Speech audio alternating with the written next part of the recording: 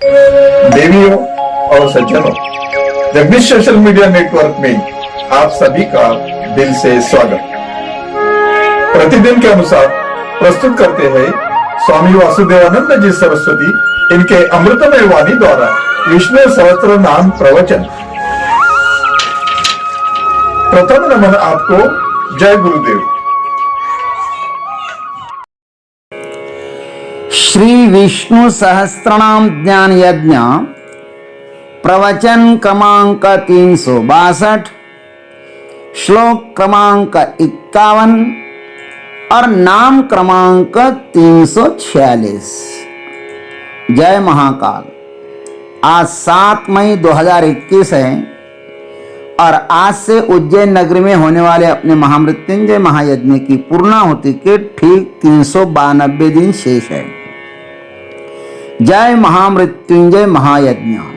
यज्ञ नारायण भगवान की जय हो।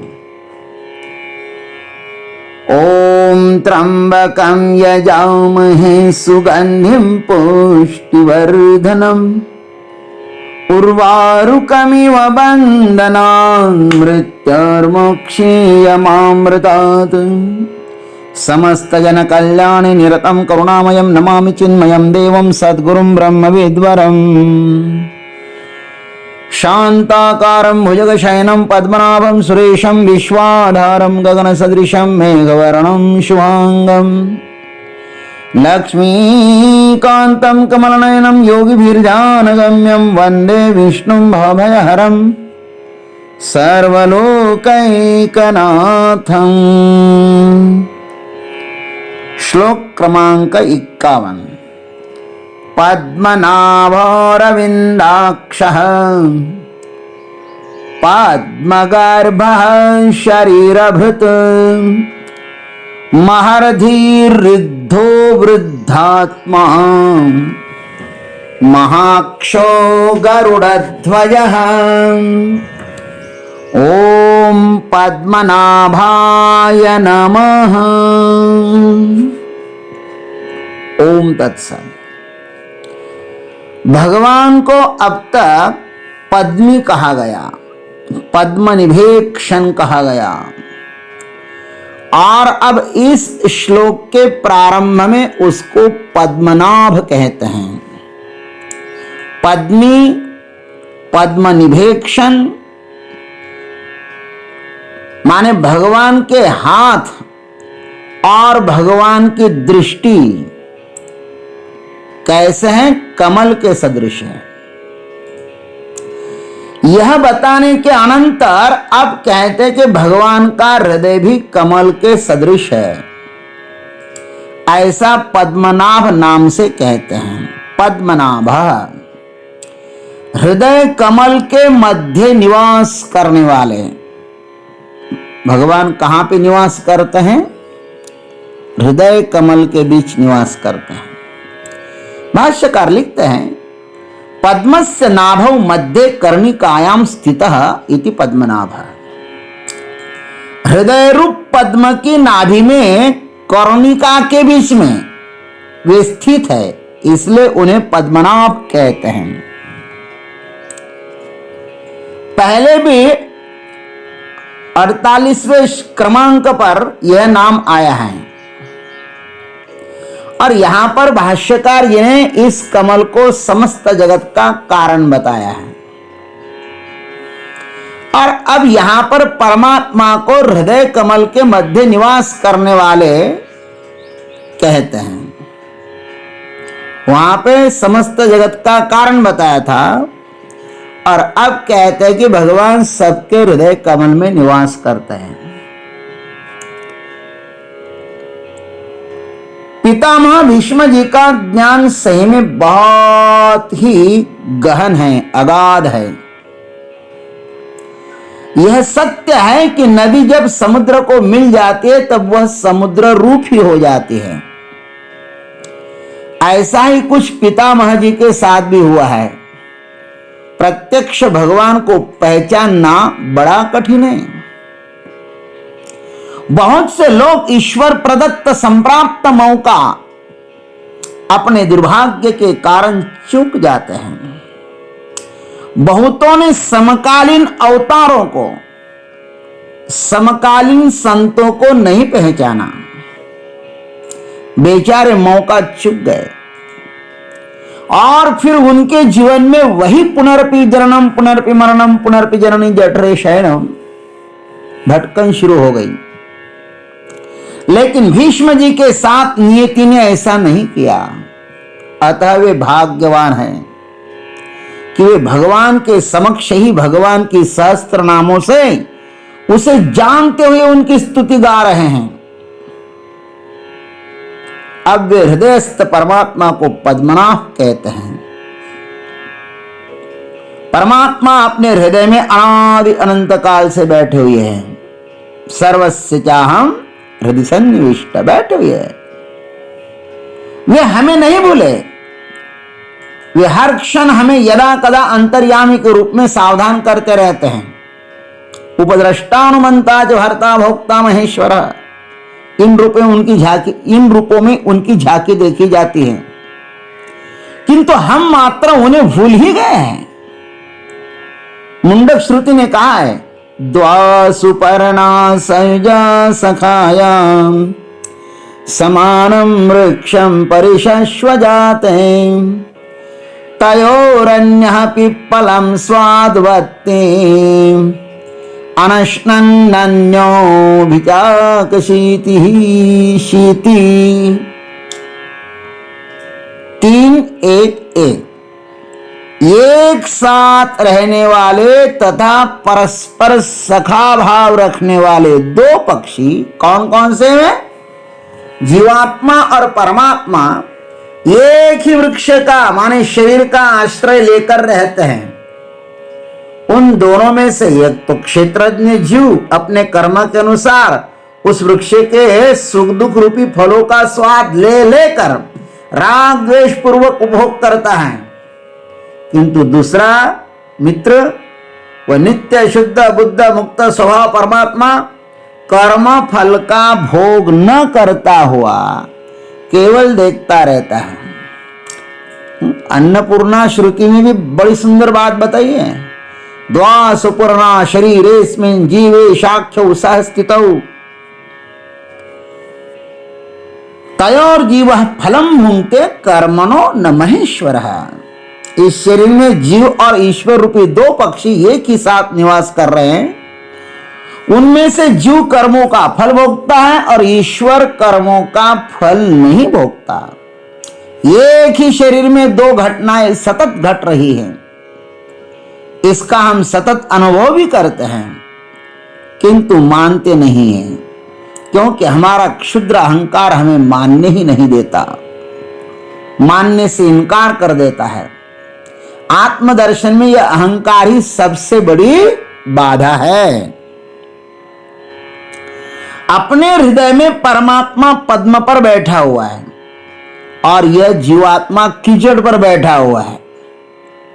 एक कीचड़ पर बैठा हुआ है और एक हृदय में पद्म पर बैठा हुआ है। भगवान भी कहते होंगे कि मैं इस जीव के इतना समीप हूं, किंतु यह मुझको नहीं जानता। केवल अश्रद्धा और अहंकार के कारण वह मुझको नहीं जानता। फिर इसका जन्म मरण रूप महाभयानक फल उसको तो भोगना ही पड़ता है। भगवान ने स्वयं कहा है, अप्राप्य माम निवर्तन्ते मृत्यु संसार वर्तमने। 9:3। इस पर ज्ञानेश्वर महाराज बहुत सुंदर सुंदर दृष्टांत देते हैं। आइए उस दृष्टांत का हम लोग आस्वाद लेते हैं। देखो, भगवान बहुत समीप होते हुए भी हम उनको क्यों नहीं जान पाते? जैसे गाय का दूध अत्यंत शुद्ध मधुर और अत्यंत समीप होता है, सिर्फ त्वचा की आड़ में होता है, किंतु उसको छोड़कर किलनी माने गोचिड़ क्या गंदा रक्त नहीं चूसती? अंदर थोड़ा प्रवेश करे तो उनको दूध मिल जाए, लेकिन अंदर जाने की उसकी हिम्मत है नहीं।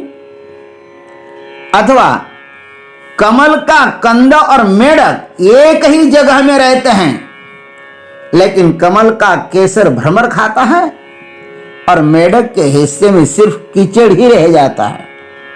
दूसरा दृष्टांत दिया।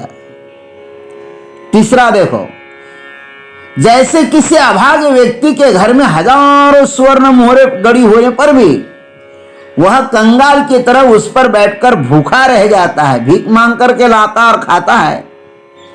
ठीक ऐसे ही प्रत्येक व्यक्ति के हृदय में सदैव सबको परमानंद प्रदान करने वाला परमात्मा उपस्थित है।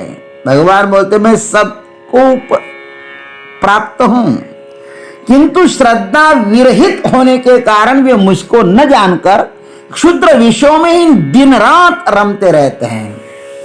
उन विषयों में आनंद ढूंढते हैं, विषयों में आनंद ढूंढते हैं, मुझमें नहीं। जैसे कोई व्यक्ति बहुत मृगजल को समक्ष देखकर अपने मुंह में भरा हुआ अमृत का घुट थूक देता है और उनके पीछे दौड़ता रहता है, मृगजल के पीछे।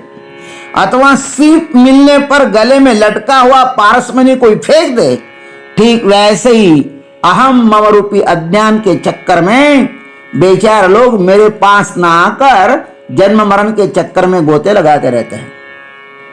बृहदारण्यक श्रुति ने बहुत सुंदर कहा, द्वे वाव ब्रह्मणो रूपे मूर्तम चैवामृतं च मर्त्यं चामृतं च स्थितं च यच्च सत्य तच्च।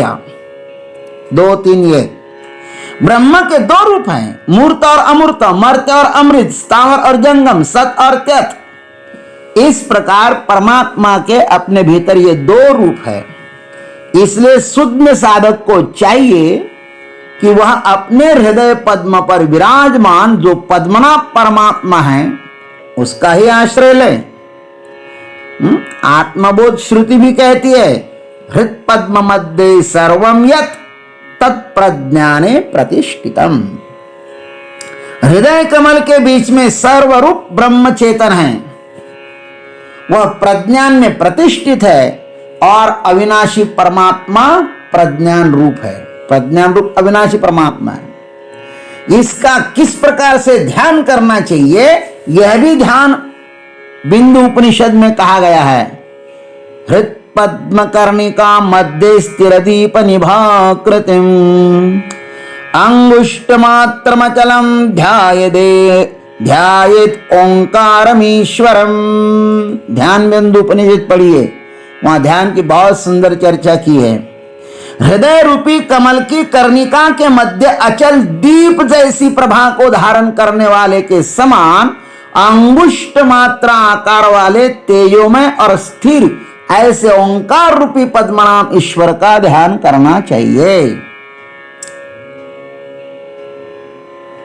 परमात्मा का ध्यान अपने हृदय में कर लो। सब शास्त्रों ने, श्रुतियों ने ऐसे ही कहा है। भगवान का ध्यान करने के लिए किसी 7वें आसमान पर नहीं जाना चाहिए। अपने हृदय में जो ज्योति जल रही है ना अनादि अनंत काल से, उसको ही आप देख लो।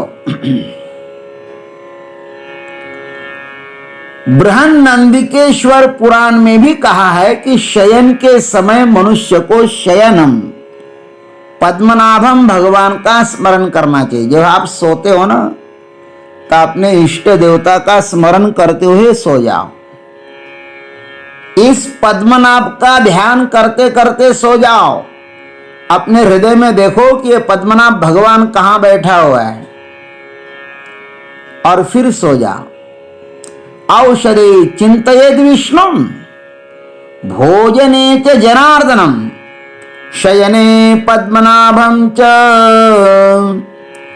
विवाहे च प्रजापति। औषध लेना हो ना तो भगवान विष्णु का ध्यान करो, भोजन करना हो तो जनार्दन का ध्यान करो, और सोना हो शयने पद्मनाभम भगवान का ध्यान करो, और विवाह करना हो तो प्रजापति भगवान का ध्यान करो। इस प्रकार पद्मनाभ की महिमा हमारे शास्त्रों ने, हमारे संतों ने बहुत बहुत प्रकार से गाई है। और हमें भी उसका सतत चिंतन कर इस संसार से मुक्त होना है। इसलिए सदैव पद्मनाभ भगवान का ध्यान करो। वह अपने हृदय में बैठा हुआ है, अनाहत चक्र में बैठा हुआ है, उसका ध्यान करो तो वह एक दिन प्रकट होगा और हमें भी इस संसार रूपी बंधन से मुक्त कर देगा। ओम जय गुरुदेव, जय जगदीश्वर, जय जय महाकाल। अभी आप सुन रहे थे स्वामी वासुदेवानंद जी सरस्वती इनके अमृतमय वाणी द्वारा विष्णु सहस्त्र नाम ज्ञान यज्ञ प्रवचन का अगला भाग लेकर कल सुबह फिर उपस्थित होंगे। हरिओम।